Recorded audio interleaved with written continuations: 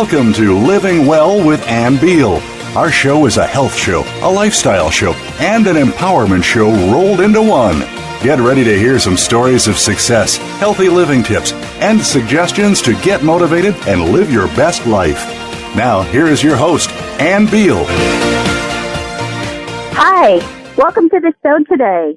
It is a wonderful day. We have a fantastic guest today. His name is Bryan Stevens. He's a lieutenant for the Fort Worth Police Dept, and he works in the gang division.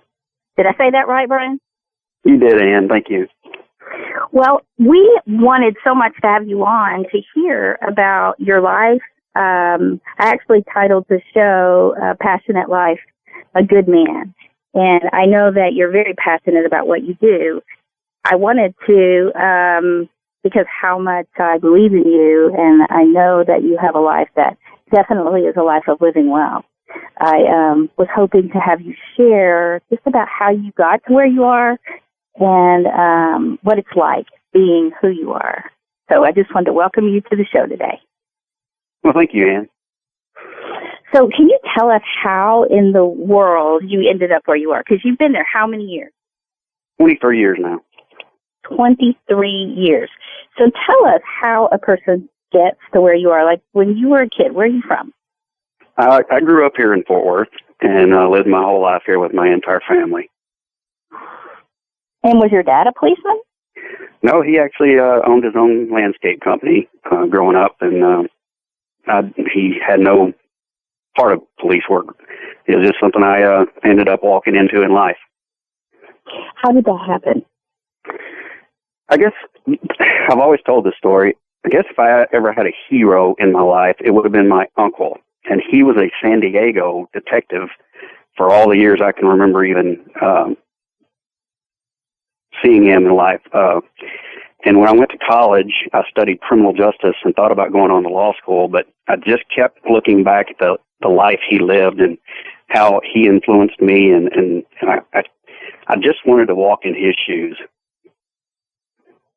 So he was really a model for you, the life that you thought was attractive.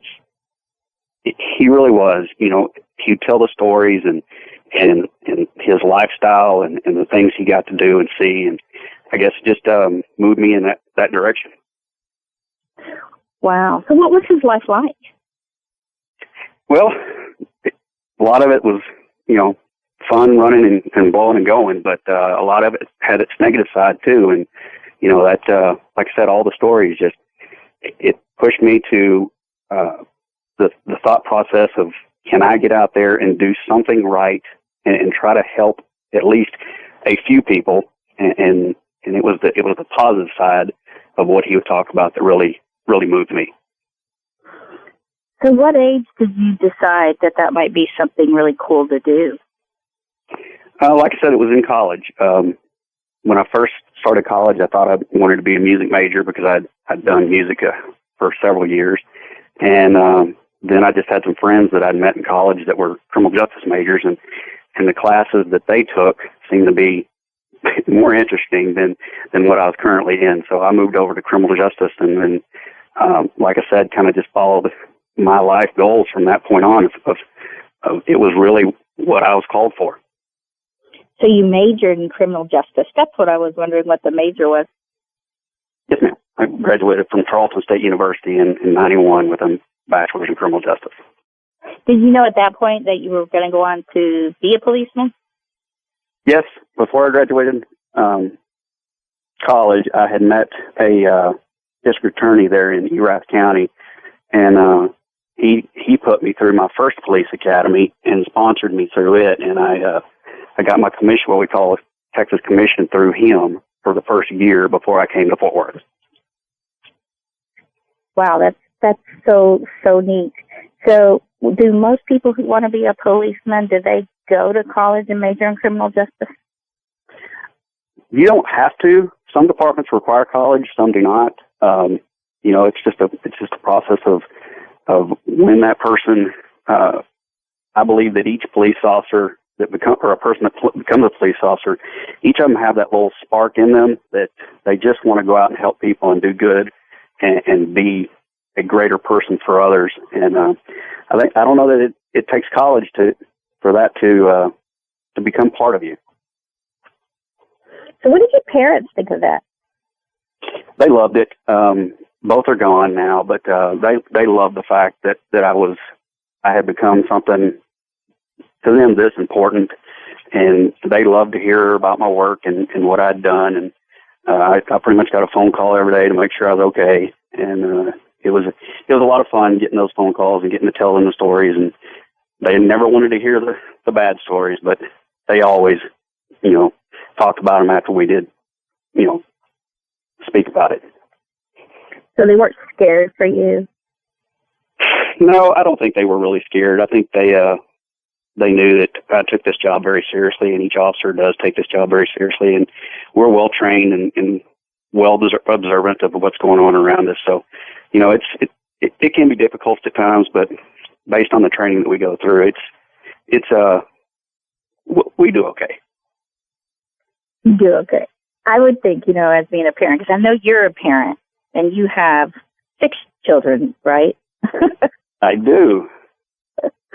Yeah, I would think being a parent, when people think of their child being a policeman or a fireman, it's a little scary. It can be at times, but if you do it right, you explain it to your family at the beginning, and you set them down, and we have classes that we put our families through that explain them. We are going to go through a lifestyle change and become a different person, usually for the positive, but we get them prepared for things like that. And, the kids, as they grow up, I've already been a police officer long before my kids got here, so they don't see me as anything different or look at it that way. As long as I come home at the end of the day safe, they're just as happy as if I was doing any other job. How about your friends when you went to college, what they grew up with? What did they think of it? It's, everybody knows police officers, but the ones that are your friends, that stay your true friends, they understand that, again, it's a different lifestyle. We go and we see a lot of negative every day, and it's when you come home to your friends and your family, they make that negative go away. So, it's the true friends, and that they're true friends when they don't ask you about what you did at work today. They just want, to sit around and have, great conversations and care for you because you did come home that day.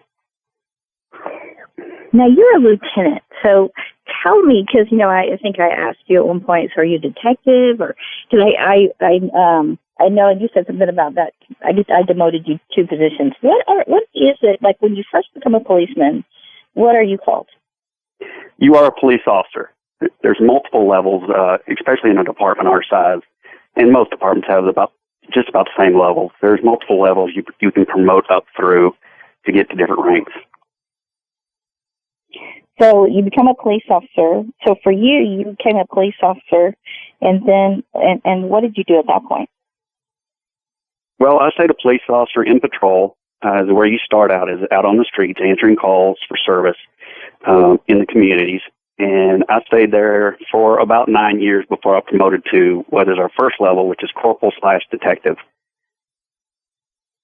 Now, does everyone move up to detective? No, it's a choice made by the individual person. Some people remain just a patrol officer their entire 25-year career.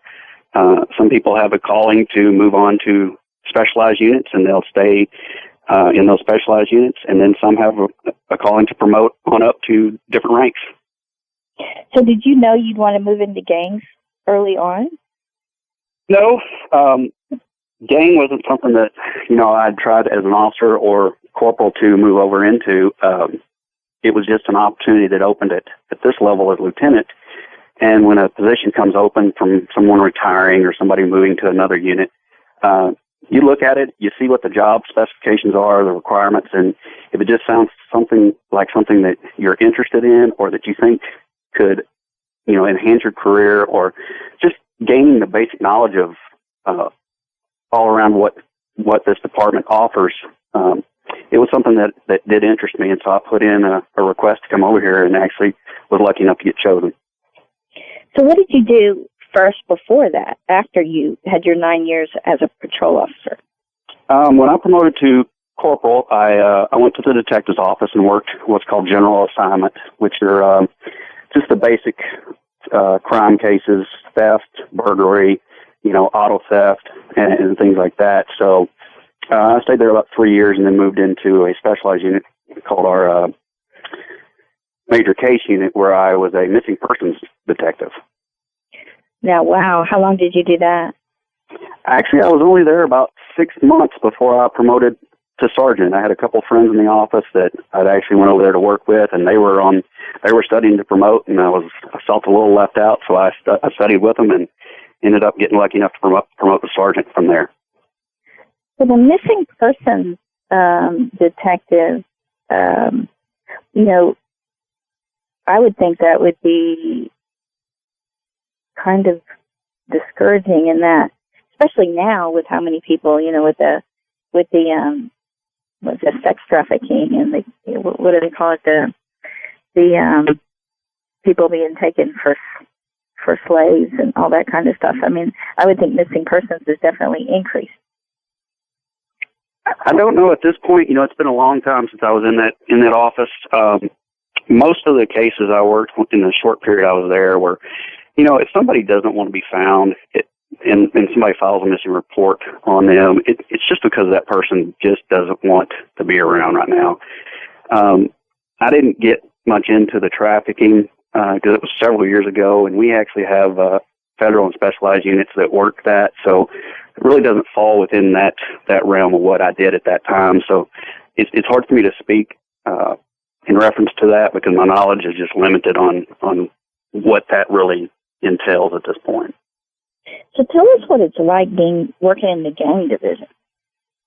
I'm sorry, I missed that question. Tell us what it's like working in the gang division. As a lieutenant, I will be honest and tell you my job is extremely easy where I fit, because this unit has been together for so many years, and the guys and the girls that we have in this unit have been doing it for so long. They're just phenomenal at what they do. They know what to look for. They know how to go after the criminal element that we deal with. I have 32 officers that work for me that go out and track down the new gang members, the old gang members. They work the cases, they write the warrants, they file the cases against them. They really make my life easy at my level. It's my job just to make sure they have what they need to complete theirs successfully.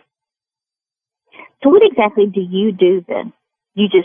I guess you're over all of them.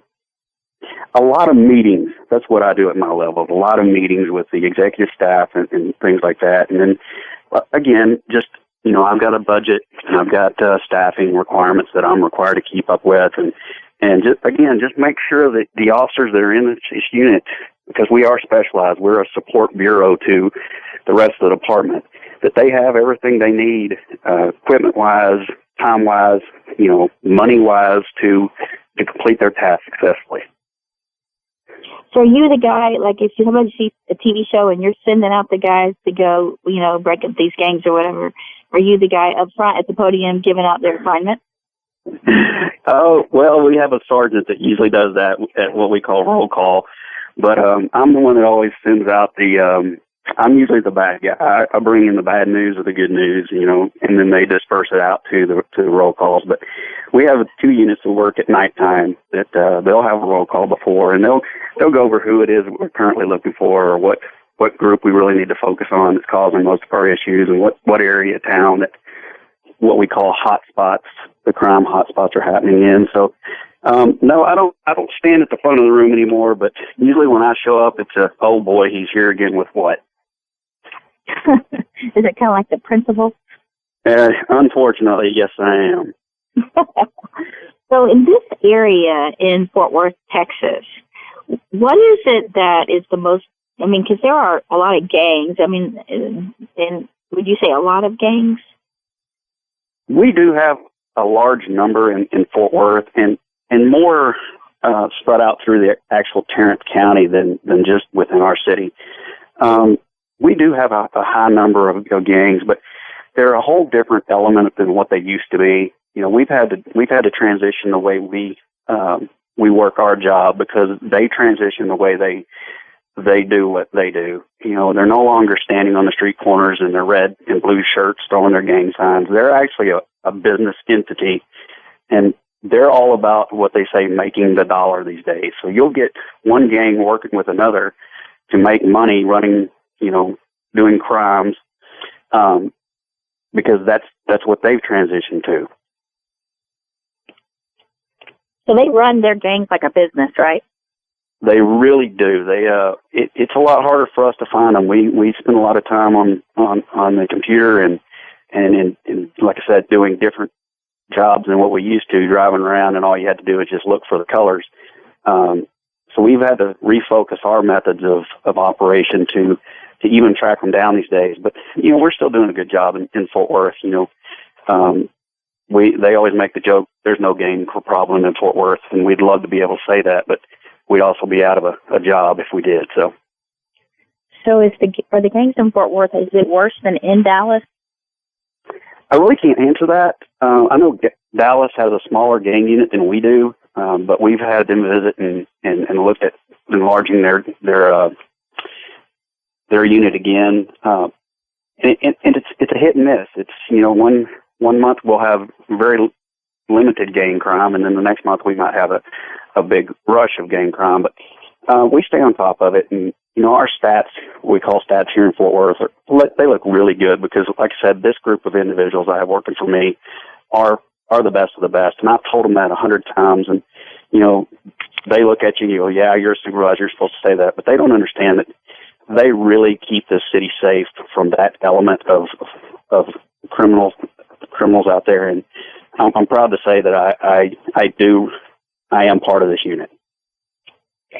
Well, I was just wondering, because living in Dallas, the crime seemed higher to me. I mean, Fort Worth, since I've moved over here into this, you know, the suburbs of Fort Worth, the crime seems so much less.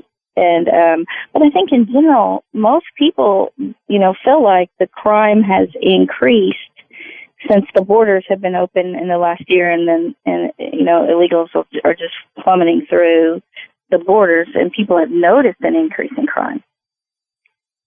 Right. I will say this for Dallas. That city is twice our size. You know, the apartment's twice our size. So, you know, when you look at stats, and that's what people see, or just numbers on paper, they're working just as hard over there to curb that element that we're working over here. And it's difficult. I will tell you that it's very difficult for us to come up with the right method of operation to bring the crime stats back down, because, you know, we have city leaders that, you know, we all work for the community, and if the community doesn't feel safe, then it looks like we're not doing our job. So we really strive and we really work hard to do the best we can and to stay in touch with that community, and we even ask for their assistance, and we get unbelievable amount of assistance from the citizens of Fort Worth with what we do, and they make our job a whole lot easier. So what can people do, you know, when they're, you know, people talk on social media a lot. They'll gripe about the police, right? And they'll gripe about things that are happening, even though they don't necessarily go to the city council meetings or actually contact the police. Do you guys read social media?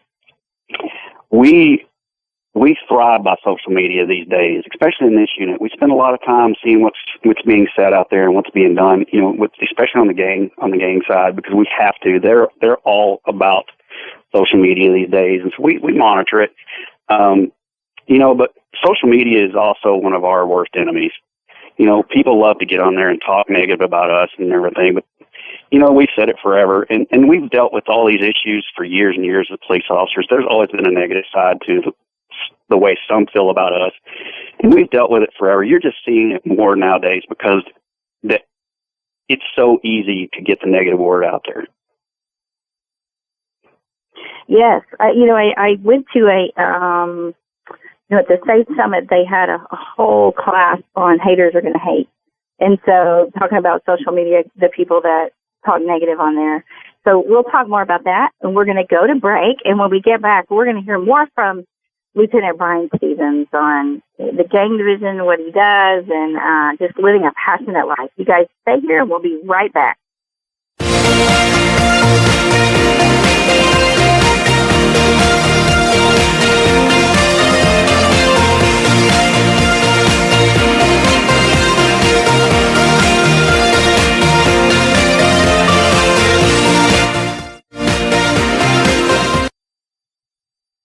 Follow us on Twitter for more great ideas at Voice America Empowerment. Sunshine Herbs in Saginaw, Texas, on Main Street, Business 287, has all of your supplement needs and healthy food products. So, my suggestion for you, visit Sunshine Herbs today and let their knowledgeable staff who know all their products and their naturopathic doctor lead you to a life of health and wellness so that you too can live well.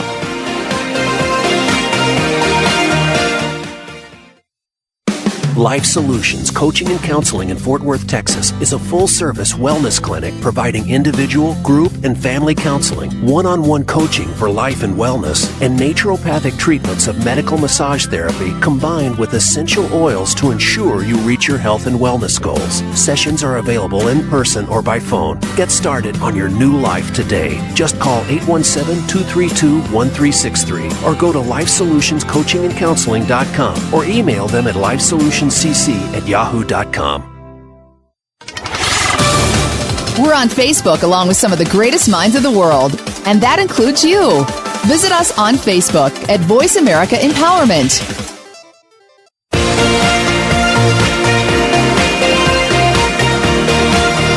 You are listening to Living Well with Ann Beal. We'd love to hear from you with comments and questions about the show. Please send us an email to ablivingwell@gmail.com.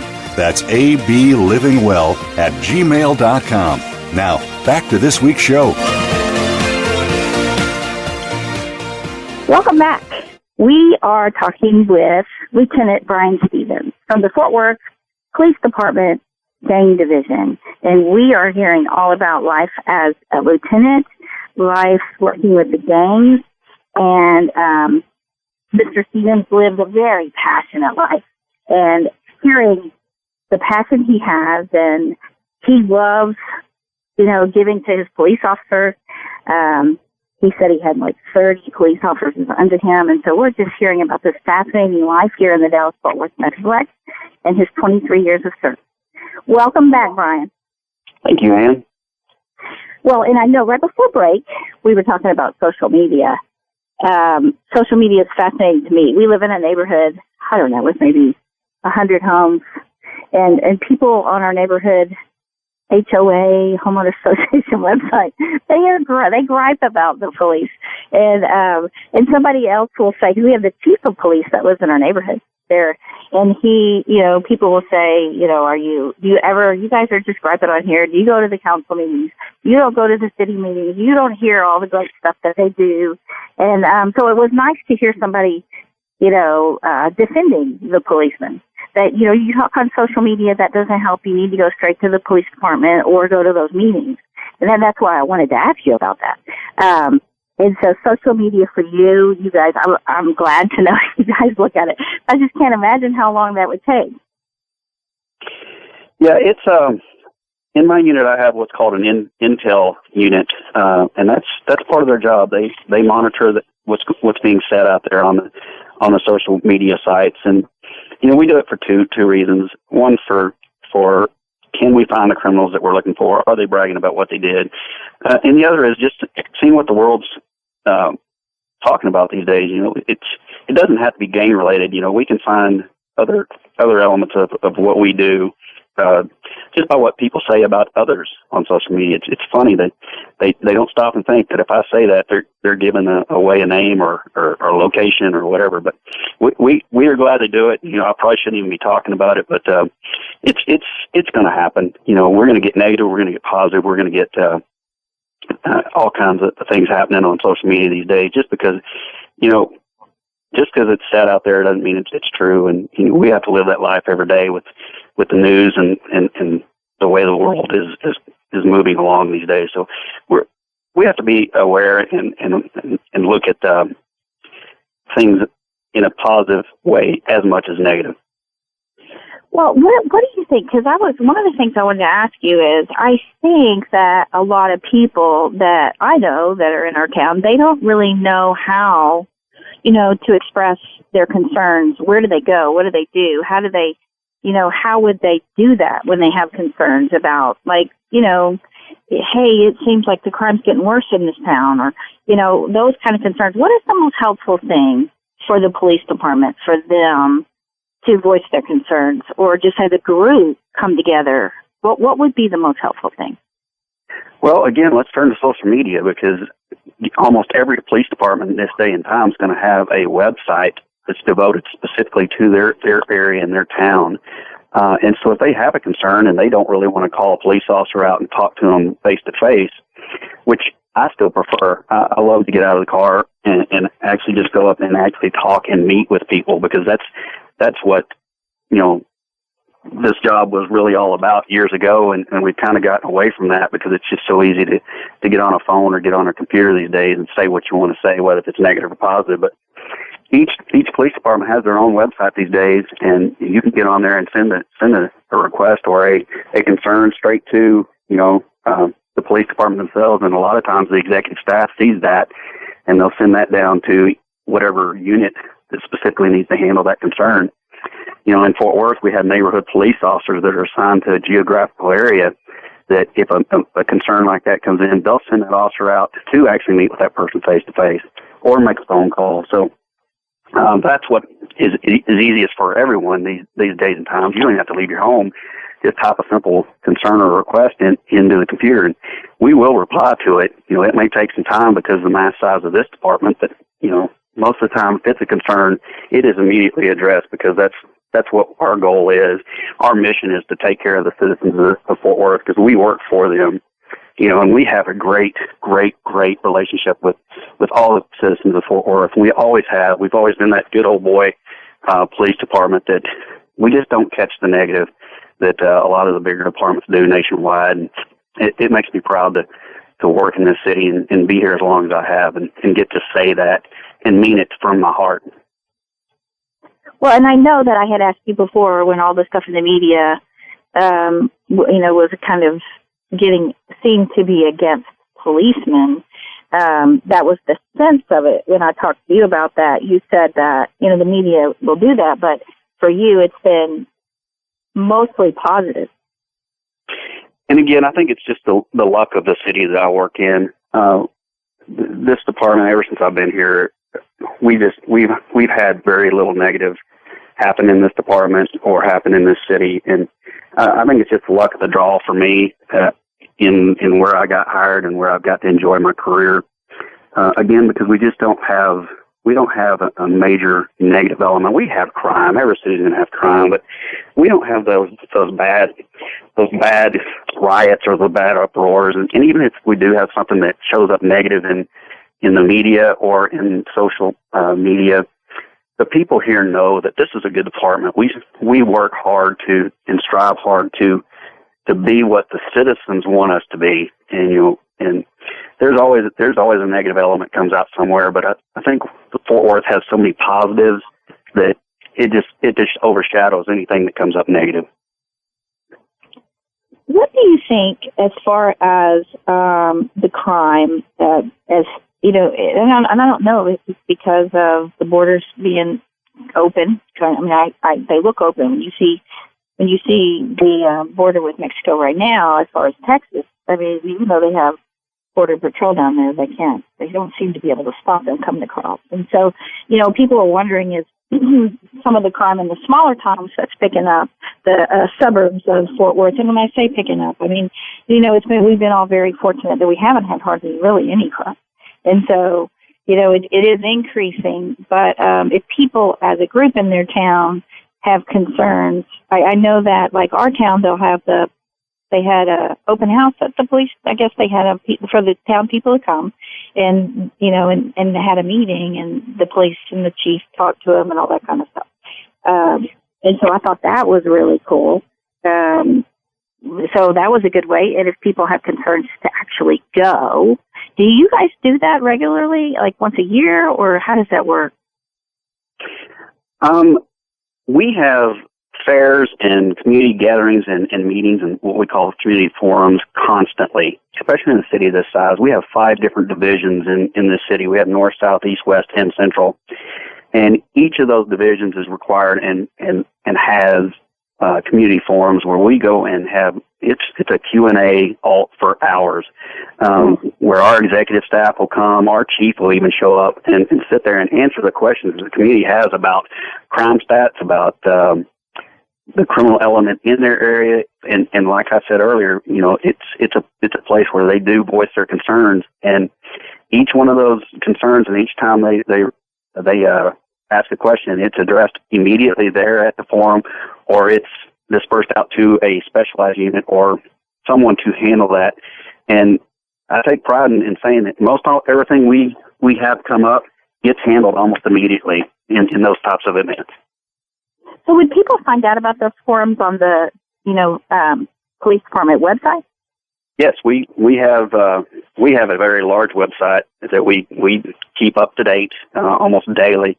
That'll have those forums and anything that we hold department wide, and then each individual side of town they have COPS groups, which are Citizens on Patrol. We have Cold Blue that they'll have their own websites, and they'll get that information pushed out to each side of town on when those meetings are, and the city council they put it on their website. The city puts the calendars on the city website as well. So we get all the information out there we can, and even if those people don't make those meetings, like I said, pick up the phone, call us, send us an email.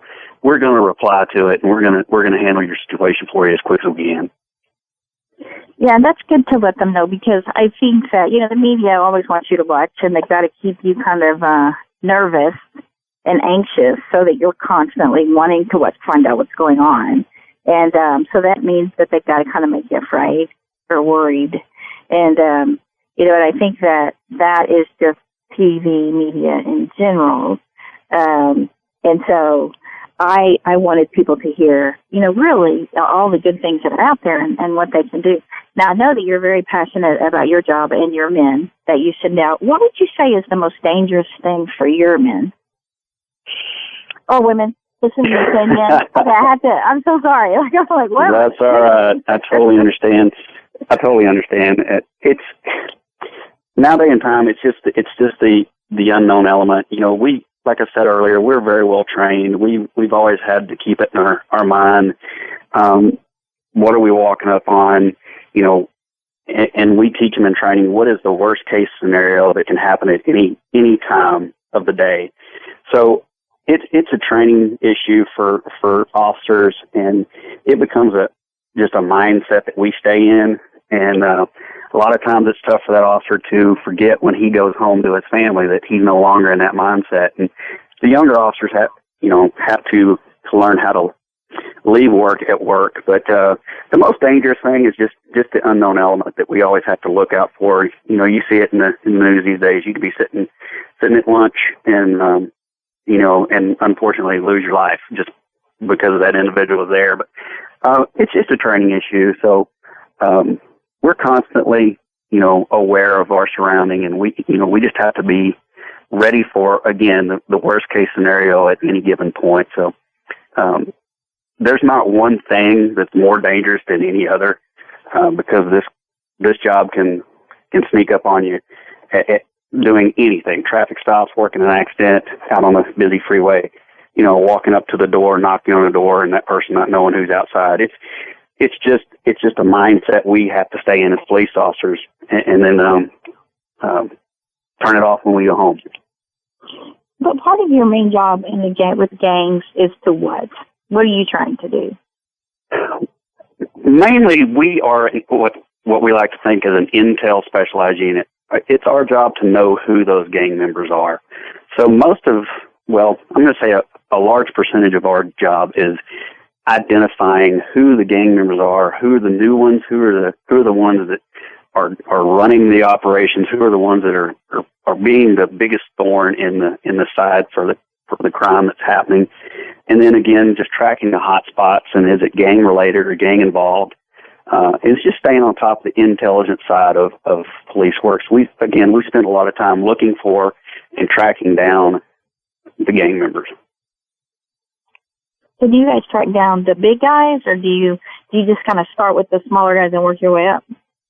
It's hit and miss. It's a lot of times we'll identify who it is we're looking for, and our detectives will try to get enough evidence to write a warrant for them. And if we do that, then we go after the bigger ones. But for the most part, it's just identifying who's out there on the streets and putting them in our system so that if ever we do deal with them, we know exactly who they are, where they are, and we stay on top of the latest information on how to track them down. You know, when people think of gangs, they think of the Bloods and the Crips, and I know there's a lot more than that. I mean, when you think of this area, what are the main gangs now? Well, you're right. The Bloods and the Crips are still out there. We got several other gangs in the area. We have multiple gangs, and I don't want to sit here and just throw their names out, because I'm not going to glorify who they are or what they do. But we've got them identified. We know who the main members are, and we have a huge computer system just full of names and identifiers. So, and we'll have a new one show up, once a week. Some wannabe will throw a name together and call themselves a gang, and they may not be an active criminal gang, but if they have three or more and they identify themselves as a gang, well, then that's our job, and we're going to find out who they are, and they'll be documented, and they'll be put in the system. And we have some different abilities on how we work those cases. So they keep us in a job. I can say that. Well, yeah, I can just imagine. And I think that people want to know how to stay safe from them. So are most of the gangs, are they citizens of the U.S. or most of them illegal? No, I'd say most of them are citizens. We don't deal much with the illegal element. We have specialized federal units that usually track that, and we help them out. We have a great working relationship with some of the federal agencies that do that, and we provide resources to them just like they provide resources to us. So we work back and forth to those units. So I'd say most of it is just a younger group that, like I said, it's all about making an easy dollar. They'll do whatever they can to make money. Well, and this is one of the things that people have been telling me, that in their small towns, that when they go to complain to the police department or they go to the city council meetings and they talk about the crime, lately what they've heard is, early in the last year, well, you just need to carry. You have a gun, you need to carry it. Anytime you go out, you need to carry it. And I thought that was odd. I had never really heard that before. What do you think of that? Well, a lot of police officers have different mindsets on the open carry law and on the concealed carry law in Texas. To me, the criminal element has been carrying a gun or carrying a weapon my entire career. I've always had to worry about them. My mindset is if you're a decent individual who wants to carry a gun and you go get the correct and the safe training that I think is required, that's you having your opportunity to protect yourself and your family and your property. So I don't have a problem with anyone carrying a gun at all, as long as they receive the training and the appropriate paperwork and they go through the processes. I think each individual person should have what they think they need to protect themselves from the elements that are out there in this world, because they are out there. And I know that even if I wasn't a police officer, I'm going to protect my family and my loved ones in any way I need to. So I think it's just giving a decent person the opportunity to have the protections that they feel comfortable with. Well, and I thought it almost sounded like they're saying, you need to protect yourself because we may not be able to protect you. that scared people, like, really, I have to carry a gun? I mean, because a lot of people, we've grown up here and we've not had to ever do that. And so that just seemed kind of odd to me. Well, I think, unfortunately, we live in a different world than when we grew up. And you see the mass shootings, and you see the shootings that happen all over. And, knock on wood, fortunately, we haven't had one in this area in a long time. And I think it's just the police department's way, if they are saying that, to just tell people, we can't be everywhere. We would love to protect every single citizen in our city at 24 hours a day, 7 days a week. It just can't happen. And, it's a tough world. And I think the message is just, we're trying to give everybody that one element of protection that they need if we can't be there. Yes, and so I know that, almost everyone in my neighborhood carries, or not carries, but has guns. And so for me, I don't think it's a bad idea for sure that instead of, if you get to the point where you really feel like you could be in danger, and I think a lot of people in general are more afraid, that it's good to go out and get training. Go learn how to, shoot, and until you feel comfortable and get the right training and protect yourself. That's really cool. Okay, so for you, what do you think people, that would help you guys, for people to be able to do, for them to feel more safe, for them to, do their part? What would that be? I think the biggest thing is if you don't know what you need to feel safe, or you don't know what, the best way to handle a situation is there are tons of classes out there these days by companies that will teach, self-defense, or teach home protection, or teach, like you said, the gun classes. Get some training. Get on the internet. Read what the professionals are saying about how to protect yourself, how to keep your family safe. What happens if we're in a restaurant and this takes place? I always tell my wife, before you sit down in a restaurant, look and see where the exit sign is. It's sad that you have to tell your own family this day and time to be aware of where the exits of a restaurant or a movie theater are. But it's just, in this day and time, in this world that we live in, you have to be aware of your surroundings 100% of the time. So it's just a safety factor. But there's so much training and so many classes available that I suggest everyone take one. What do you do if a person walks up on you, and what do you do if this person does that? What do you do? Nobody, when we were growing up, had to think like that. But now you do. You really do, and it's a sad thing that I have to say, but people just need to be more aware and get some self-defense training. Yeah, and I noticed, coming out of Walmart the other day, I noticed it was getting dark, and a girl was walking out. She was pretty young, and she had her phone, and she was doing stuff on her phone. She was looking down. She had a real dangly purse that was kind of open. It was just a bag. And I was sitting there thinking, she's not even paying attention to anything that's going on. She's walking up to some crowded cars. She has no idea who's in those cars. She didn't have her keys out yet or anything. And I think when you say be aware of your surroundings and you walk out, you mean be attentive. You're exactly right, especially for a situation like that where she's young, she's in a big parking lot, and it doesn't even have to be, a Walmart. It can be anywhere. It can be coming out of her own front door. People can't get away from their cell phones these days, and that's been a dilemma for us as well, with people driving and with people, like you said. So it's awareness. That is the key word that you said it, I've said it. You have to be aware of what's going on around you these days. And we live in a busy world, but people need to stop and realize that if you want to live in this world, you need to be aware of what's going on.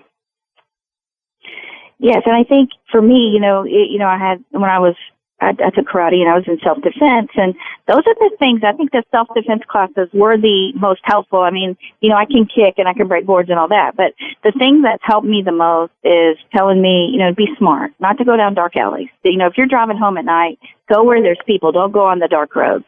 And don't go out in the middle of the night unless you really need to. And when you go out, be aware when you're walking up to your car, be ready, have your keys, pay attention what's under your car as you're walking up, look in your car, click it, have the light come on. I mean, there's just so many things that I just naturally think about that, and I realized, a lot of people didn't take that. Right. And fortunately for you, you have that training where a professional who is trained in how to teach you to be aware of your surroundings and how to teach you to take care of yourself and the movements you're going to need for those situations. The young girl that was walking out of Walmart, she could take a 30-minute class, and that 30-minute class might save her life one day. I suggest everyone, it's a time factor. People will go, well, I'll do that someday. Or I'll make some time for that sometime, but they don't realize that today may be that last opportunity for them to get that training, and that 30 minutes may be all they needed to live a safe life and have a safe walk to your car and get home to your family and the ones that love you. Well, we just thank you so much, Bryan, for being on and telling us all about what your life is like and what your police officer's life is like. And if people wanted to reach you, how would they do that? Again, they could just go to the Fort Worth Police Department website and send email requests in if they have any issues whatsoever. It doesn't have to be gang-related. It doesn't have to be narcotics-related. Just any community question or concern they have. Information is the police department's best tool. If we don't know the information, we have to find it ourselves. But if we know what's going on in the community, then we can address our resources to help and to focus on those issues. So get on the website, send us an email, send us a request, pick up the phone, call our non-emergency number if you wanted to, if you needed to get that information to us. Well, we thank you so much for being on, and if you would like to, and listeners, if you would like to contact me or know more about me, you can go to livewellshow.com, or you can email me at ablivingwell@gmail.com, and we would just love to hear from you. If you would like to coach with me at livewellshow.com, you can contact me that way. I just also want to say Java Express in Azle, Texas is having an open house, and so it's a coffee shop. Just want to let you know about it. You might want to reach them, javaexpress.com. Thanks for listening, and you guys have a wonderful week, and we'll see you next week back here. In the meantime, live well.